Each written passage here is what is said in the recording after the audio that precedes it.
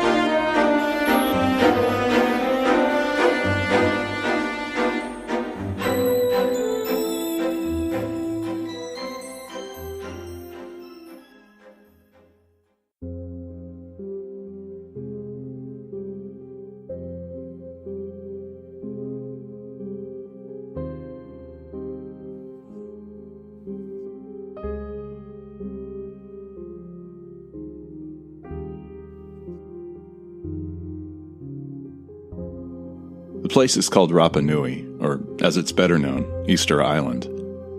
You know, that tiny island way the hell out in the ass end of the Pacific, far west of Chile. I think it was around there Captain Cook and his crew had trouble finding basic things like food and water. And I don't remember if it was around there that the boat, the Essex, had its problems with the troublesome whale that basically sank the ship and left a bunch of guys stuck in a couple of whaling boats fending for themselves. And eventually they had to fend off each other, too. As in that taboo that most people don't like to talk about. No, not incest. Cannibalism. I think it was around there. And that's where we've been taken today, courtesy of Ostium, through door number 222. Which ended up being a nice, normal door on the regular old streets of Ostium. Find the origin of that mental tug, turn the handle, step inside. Done. And get transported back to some point between the 8th and 19th centuries, though it looks to be more on the earlier side with the whole lushness of vegetation and trees surrounding us. But we'll get to that in due course. I don't know what it is, but I feel especially spiffy today. Just on top of the world, pretty much. I'm not going to lie, I'm a little achy from last night's, let's say, romp.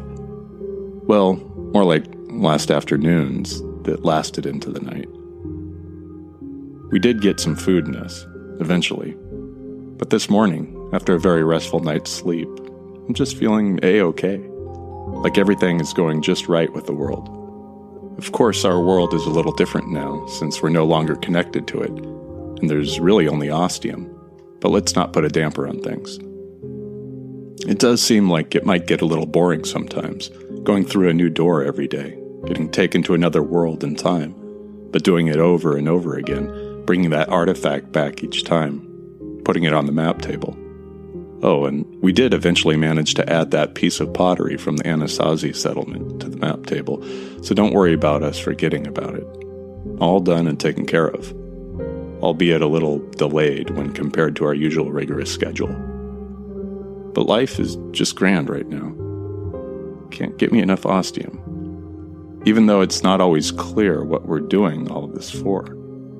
But at least there were no more bodies of those men that Monica sent through the door to deal with. I talked a little more with Monica about them and just what bad people they were. I'm never one to condone violence, and the thought of killing is anathema, is a strong word, but it's not hard enough. Abhorrent. The thought of killing another human being is abhorrent to me. But when hearing about what those men were like, what they did to Monica and Steve, how their lives were ruined because of it, how finding ostium was a godsend, it gave Steve an exit, a place of release, somewhere to get away. And then when Monica had no choice, she had to follow, to end the pain and suffering and follow her heart. It just feels right, both what Steve and Monica had to do, but also what those men did to them, how they treated them. It's almost like they got what they deserved. And she didn't outright kill them. She sent them through that door alive and well. If they didn't know what they were getting into, they should have stayed away. They came once, found nothing. That should have been it. But no, they had to come back for more, to be sure. And they got what they deserved. How those we've found so far died remains a mystery. Perhaps their deaths were carried out somewhat peacefully. Maybe it didn't hurt when the end came. Perhaps the blackness came and swallowed them whole, atomized them, then reconstituted them in another place, another time, and that's how we found them. Lives gone, bodies left. Whether we'll find more remains to be seen. The coast was all clear yesterday, at least. And as for Steve, his circumstances were very different for entering into ostium and its doors. Akin to ours, one would say. Just like Monica, I believe he's alive in there somewhere. We've just got to find him. It's our job now, not just Monica's. He's got to be very lost, and we need to help him. I have my own part to play in finding out what ostium wants with me and why I'm intrinsically tied to it, but also to find Steve alive and well, of hale heart and mind. Those are our goals.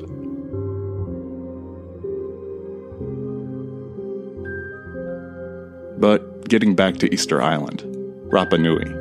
It means Big Rapa, coined after the slave raids of the 1860s. According to the evidence, archaeology, and what historians have been able to deduce, the island was first settled sometime in the 8th century, presumably from people reaching the island by ship. Well, not presumably, certainly. They didn't have any other way. They couldn't exactly fly from South America to the island, right? But they must have enjoyed a wealthy time of prosperity with all the growing vegetation and abundant wildlife that had been protected for so long in isolation. Like all islands that have little interaction with other places, when people or invading species first land on the island, pretty much all the fauna there doesn't know what to expect. They've never seen anything like this invading being before and don't know to necessarily run in fear and or terror before they're attacked and killed. Capturing and eating that original wildlife must have been pretty easy. But as the population grew, the toll on the resources of the island began to rise. The big problem with an island is that those resources are never infinite. Eventually, you're going to run out of food, of wood from trees for building stuff, or vegetation for using however you see fit. This seems very likely what started to happen to the people of Rapa Nui.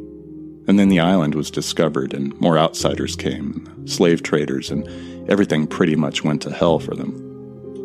Nowadays, there are some descendants surviving, getting by with what remains, and profiting a little from the considerable tourist trade. So, getting back briefly to the name Rapa Nui, Big Rapa, so named because of its resemblance to the island of Rapa in the base islands of the Austral Islands group. Though the explorer Thor Heyerdahl thought it was the other way around. Te Pito o Te Henua, or the navel of the world, is also purported to be its original name. And according to oral tradition, its original name might have also been Te Pito o Te Kainga a Haumaca, or the little piece of land of Haumaca, and the Spanish referred to it as La Isla de Pascua. But enough about white dudes asserting their right to naming an island with native peoples they know next to nothing about. Let's move on to what the big draw is to tourists and archaeologists and explorers and anthropologists each year. The Moai. They are the mighty stone monoliths carved by the people of Rapa Nui between 1250 and 1500. If you've never seen one before, it's like a big, thick stone statue with the head about a third the size of the body. The chest is bare, nipples carved in relief, and lines along the sides likely describing arms.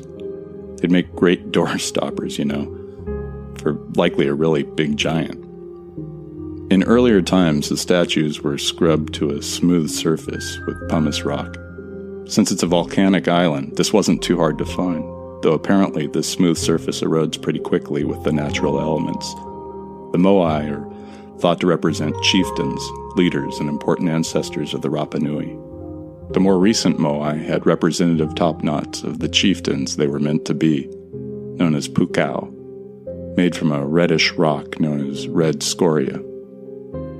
While a large number of moai were left at the quarry site, there were still over 900 that were dragged to various sites all over the island using a system of sledges and sheer human strength. Though that's where a lot of these trees went, into making those giant sledges to carry those giant heavy rocks. The tallest moai, called paro, were 33 feet high and weighed over 90 tons. The heaviest moai, Ahu Tongariki, weighed an impressive 95 tons. One unfinished moai would have been a true giant among the rest of the moai, weighing almost 293 tons and would have been a whopping 69 feet tall. Yeah, I know. Hold on to your butts.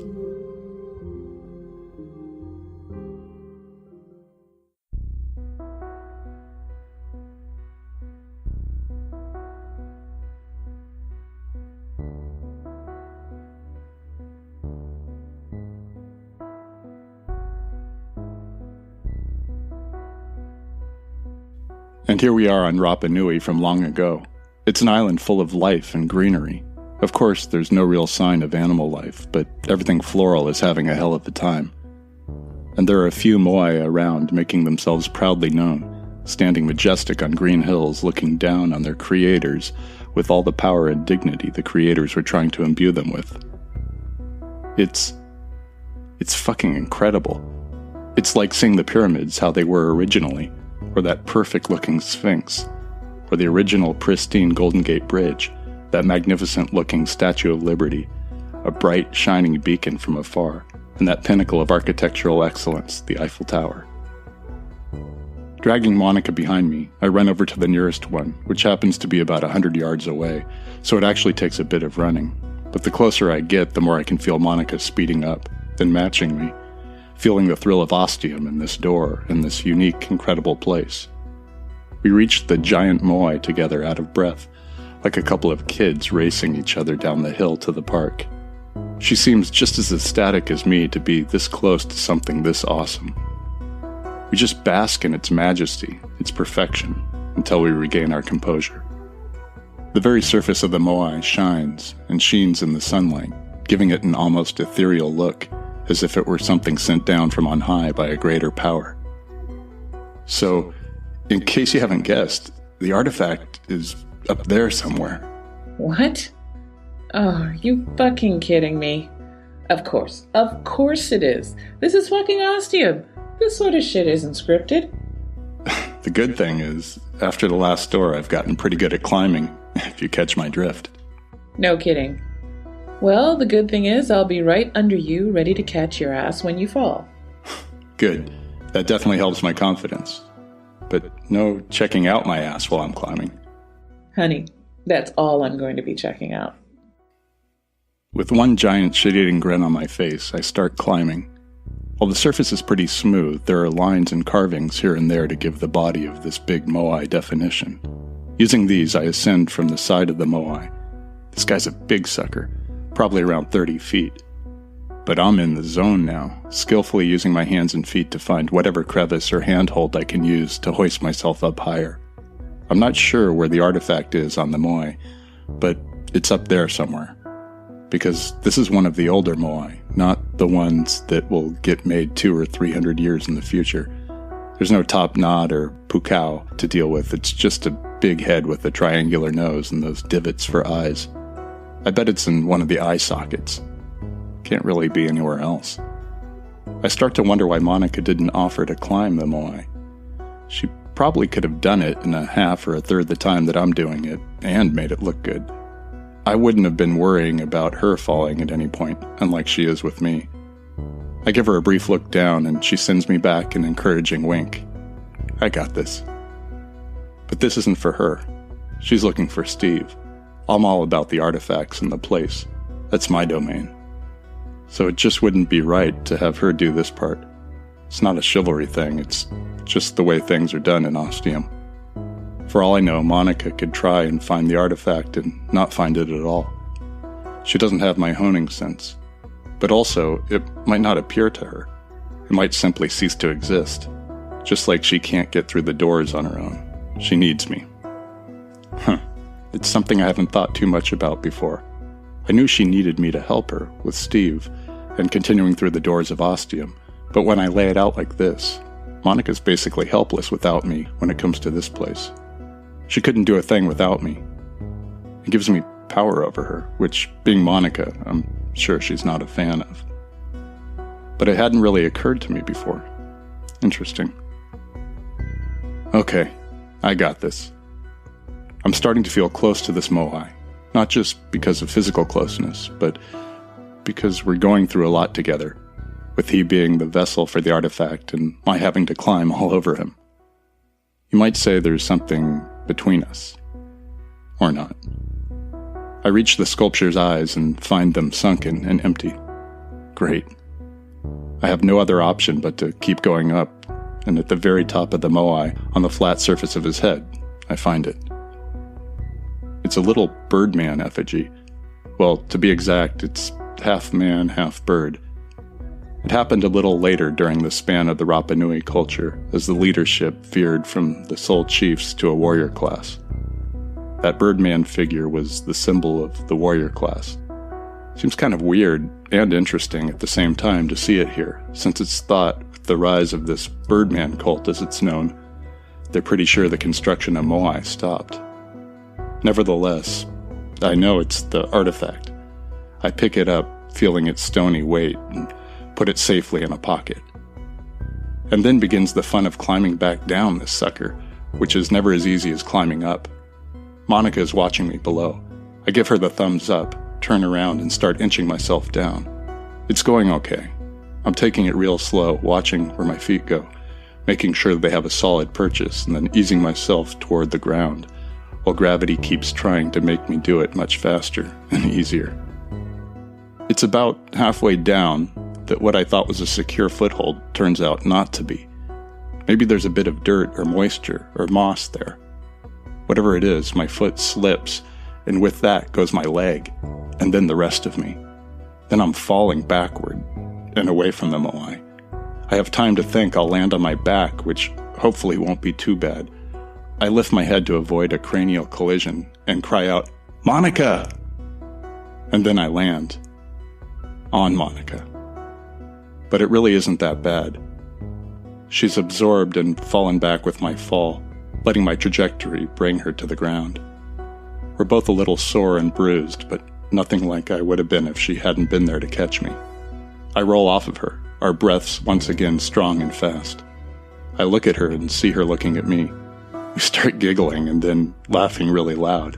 It's a combination of fear and release, and feels great. And then I'm crawling over to her and kissing her, and she's kissing back, and it's just awesome. Our hands run over our bodies, and soon belts are loosened and clothing is shed. Monica, like some prophylactic magician, whips out a condom from somewhere, and that's when I know we won't have to cut this canoodling session short. Wait. She says as I'm about to start. What about the blackness? Don't worry. I'm holding it back. We've got time. Sure, but don't make it too quick, okay? I give her my winning, beaming smile, and then I'm kissing her again.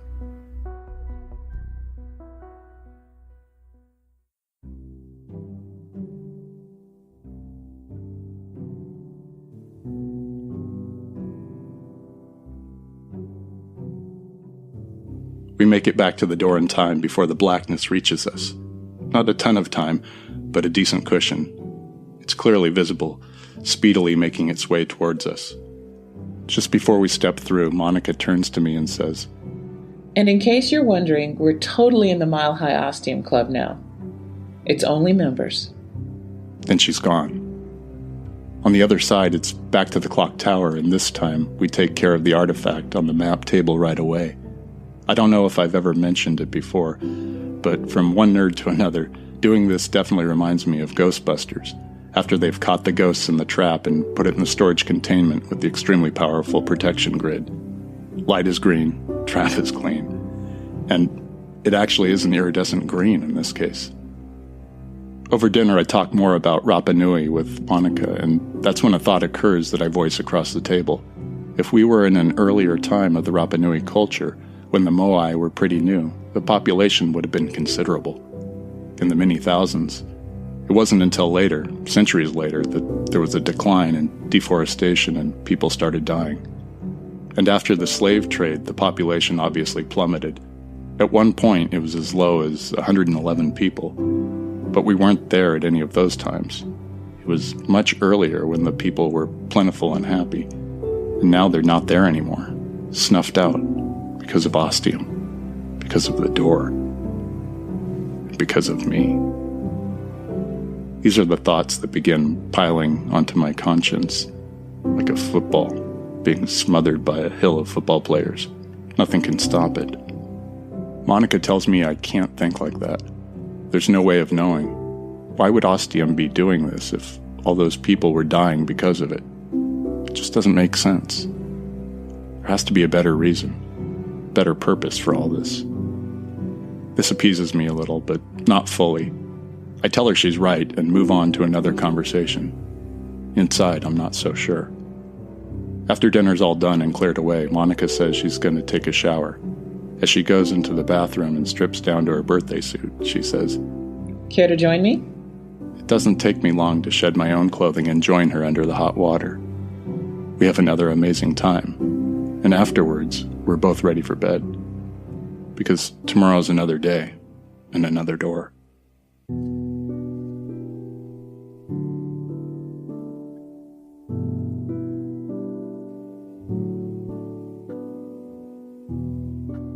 The guy's finally asleep. I gotta hand it to him. He's got some stamina. Of course. We are doing it a lot. That's probably helping. And while I'm doing what needs to be done so I can find Steve, still, it ain't bad. Ain't bad at all. I'm having a real good time. Mr. Cutie's actually great in the sack. Who knew? Being a video game developer and all. Will wonders never cease? I keep trying, but he keeps remembering the suffering, the death, the cost he thinks Ostium is causing. He's not sure. I know I'm not sure, but I gotta keep him focused, keep him going. Without him, the ball game's over, no doubt. But so long as I can keep him happy, keep him going, keep this train running, then everything will be fine. Got close today, though. In that Easter Island place. I was ready for him, if he fell. And fall he sure did. But I knew how to catch him, how to take the fall. And then one thing led to another. It was all good. It was all fucking great, in fact. But going back to the door. He never even saw the body. Another one of them. I couldn't tell who it was. Black hair. He was face down. Got what he deserved, like the rest of them. Good riddance. Maybe I need to go through them all, find every single one of their lifeless bodies, before I can find Steve and find out just what the fuck happened to him. But still, today was good. Really good. It was fun being in that place, running with him, fucking him. Got all the juices flowing, all the emotions running. I kinda don't want this thing to end. Time will tell, I guess.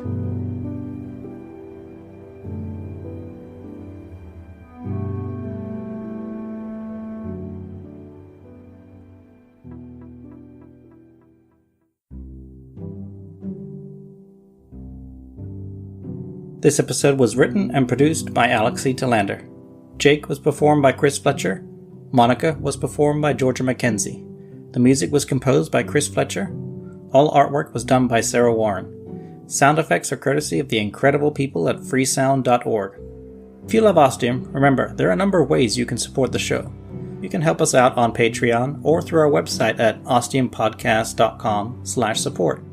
And remember, there are only 3 episodes left of Season 2, and then we'll be on break until September, unless we hit one of our support goals, in which case you'll get new Ostium sooner. You can also leave us a rating and a review. You can buy our merchandise, and don't forget about the Ostium book.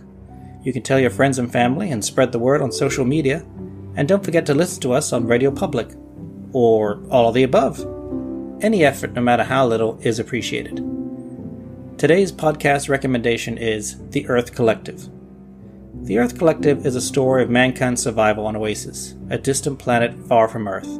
They live in rolling cities to stay bathed in constant sunlight, running from the dark, a malicious entity that resides on the dark side of the planet. The world building in this podcast is simply magnificent. I felt like I was both watching a great science fiction movie series and reading an epic science fiction book series at the same time. The world is so immense and complex, and I'm always waiting for the next episode to learn more about this unique world. Thanks for listening and all your support, and join us in 2 weeks for episode 18, People in Glass Houses.